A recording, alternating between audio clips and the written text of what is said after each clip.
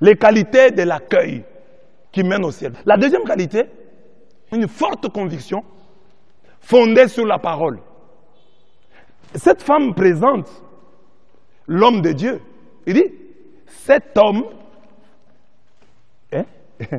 et dit à son mari, écoute, je sais que celui qui s'arrête toujours chez nous, elle connaissait son nom, mais elle ne cite pas son nom. Par respect, il dit, celui qui s'arrête toujours chez nous est un saint homme de Dieu. C'est ça que sa conviction.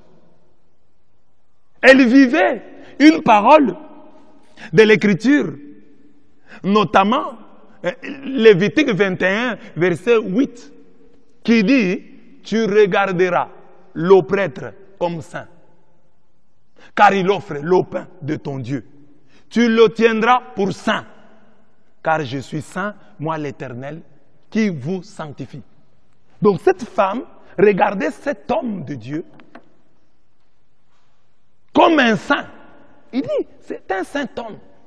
Et quand elle dit saint homme, c'est-à-dire quelqu'un de redoutable, quelqu'un avec qui on ne blague pas, quelqu'un à qui on doit du respect.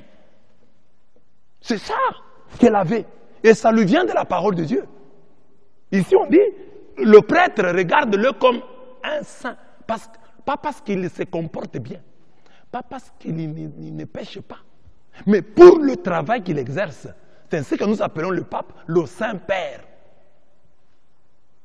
Même vous, si vous êtes à Rome, vous connaissez les péchés du pape. Vous l'appellerez toujours Saint-Père. Dieu, lui, est le Père Saint, mais le pape est le Saint-Père. La sainteté due à son office, due à son travail, comme le calice est saint, comme la Bible est sainte. Le pape est saint de par sa fonction. Lévitique 21, 8. Le prêtre, tu le tiendras pour saint. Il n'est pas saint comme Dieu au sens propre.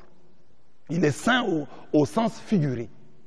Comme la différence entre grand homme et homme grand. Dieu, lui, est le Père saint, comme un homme grand. Sens propre. Mais un grand homme peut être de petite taille, mais un grand homme, le Saint-Père, sans se figurer. Mais tu le regarderas comme ça. Tu le redouteras. Tu ne parleras pas de lui à la légère. Pourquoi? Parce qu'il offre la nourriture de ton Dieu. Tu le regarderas ainsi. Tu le respecteras. Et nous avons une autre écriture, 2 Chroniques 20, 20. Croyez en Dieu, vous serez forts. Croyez en ses prophètes, vous triompherez, vous vaincrez. Cette femme, elle a compris ça. Qu'il fallait croire en Dieu pour être fort. Mais qu'il fallait aussi croire en ses prophètes pour triompher. Et elle a cru en cet homme. Et vous comprenez ce que c'est que la foi, ici. Ce n'est pas qu'elle attendait, je l'ai dit ici, elle n'attendait pas. Elle a dit, le miracle viendra.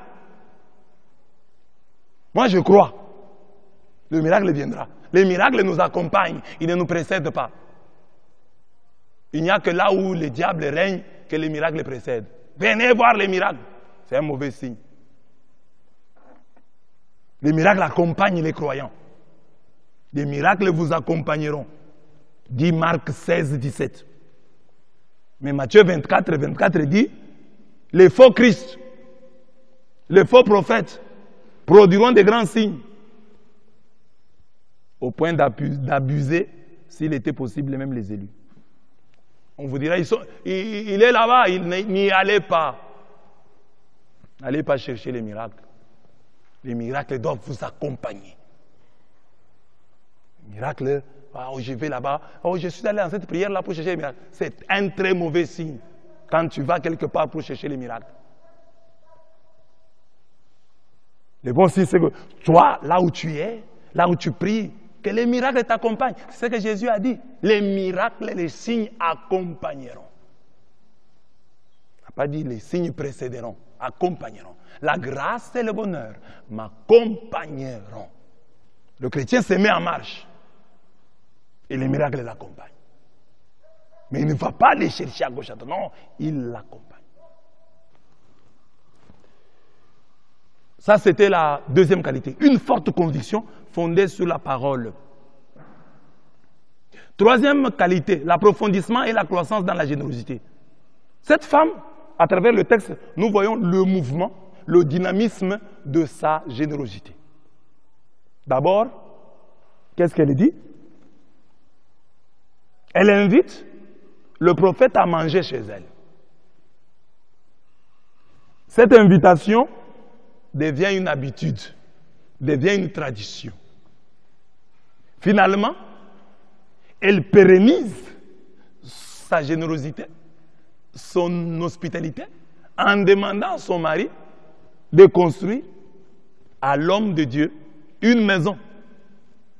Construisons-lui une petite chambre haute, avec des murs, et nous mettrons pour lui un lit, une table, un siège et une lampe. Quand il viendra chez nous, il se retirera là. C'est une question qu'on peut nous poser. Est-ce que notre accueil envers l'homme en général et envers les hommes de Dieu en particulier, va-t-il grandissant ou diminuant?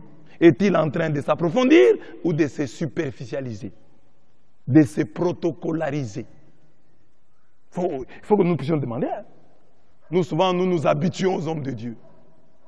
Nous nous habituons à l'homme en général, à nos amis. L'ami qui est venu pour la première fois chez moi, je l'ai reçu avec pompe. Mais quand il est revenu 3 fois, j'ai commencé à mal le recevoir. Mais cette femme, ce n'est pas le cas.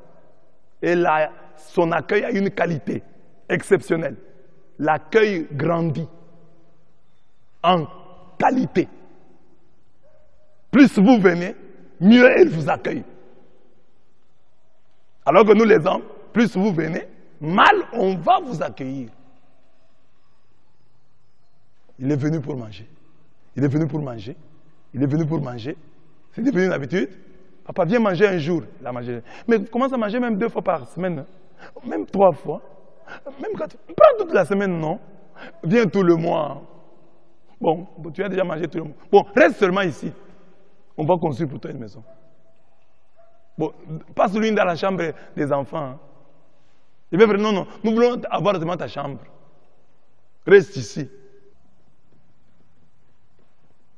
Cette femme est une école, pas même une école, une université. Université de la générosité.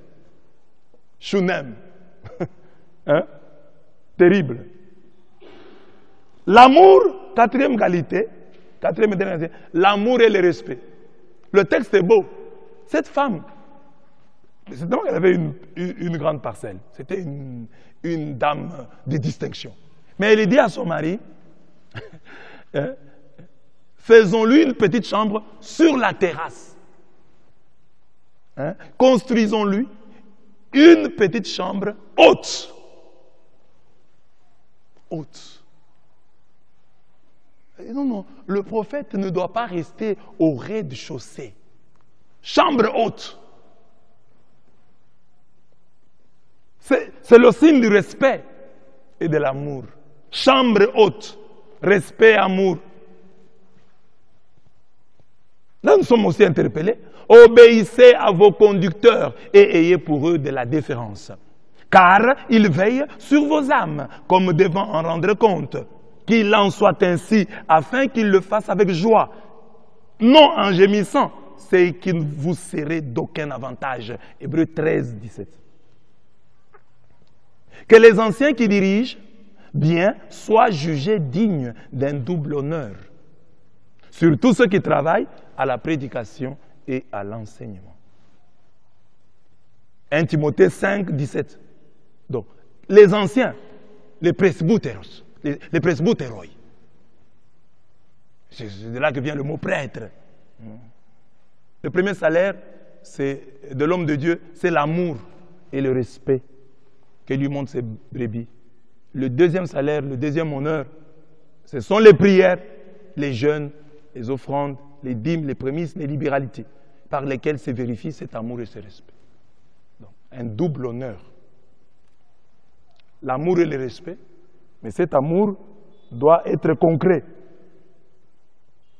à travers certains actes, comme la prière. Priez pour votre pasteur, priez pour votre prêtre, jeûnez pour lui. Ne vous mettez pas seulement à vous plaindre, ah, il se comporte mal. Est-ce que vous avez suffisamment prié pour lui? Est-ce que vous avez jeûné pour lui? Pas seulement pour les pasteurs, mais pour tout homme. La femme qui se plaint de son mari, le mari qui se plaint de sa femme, les parents qui se plaignent de leurs enfants, les enfants qui... Est-ce que vous avez suffisamment prié pour eux? Parce que nous tous ici, tels que nous sommes des chrétiens, si quelqu'un vient nous voir avec un problème difficile, nous disons prions. Mais nous-mêmes, nous n'appliquons pas ce conseil-là quand nous avons des problèmes. Quand nous avons des problèmes, tu as, ta voisine a un problème avec son mari. Viens te voir. Ma soeur, vraiment, j'ai un problème avec mon mari. Prions. En tout cas, il faut beaucoup prier. Hein. Priez beaucoup pour votre mari. Hein. Mais vous-même, quand vous avez le problème avec votre mari, vous priez. Mes enfants n'écoutent pas. Mes enfants vraiment sont impolis. Conseil à votre ami, priez, Dieu va les convertir. Mais quand vos propres enfants ont les mêmes défauts, vous ne priez pas. Vous pensez que la solution, c'est de les frapper, les injurier, les chasser de la maison. Priez, c'est la solution. L'amour et le respect. Voilà. Donc, voilà mes bien-aimés, les 4 qualités, hein, les 4 qualités de l'accueil qui va nous conduire au ciel. Donc prenons la femme de Shunem. Nous sommes en 2 Rois 4. 2 Rois 4. 8 à 17. Vous pouvez aller jusqu'à 17, mais ici on dit jusqu'à 16. Cette femme de Shunem, une femme riche, elle nous apprend comment accueillir. Je vous ai dit, l'accueil, l'hospitalité, c'est ça, le raccourci vers le ciel. Alors, cette femme nous apprend à accueillir. Elle nous dit que notre accueil soit spontané et désintéressé.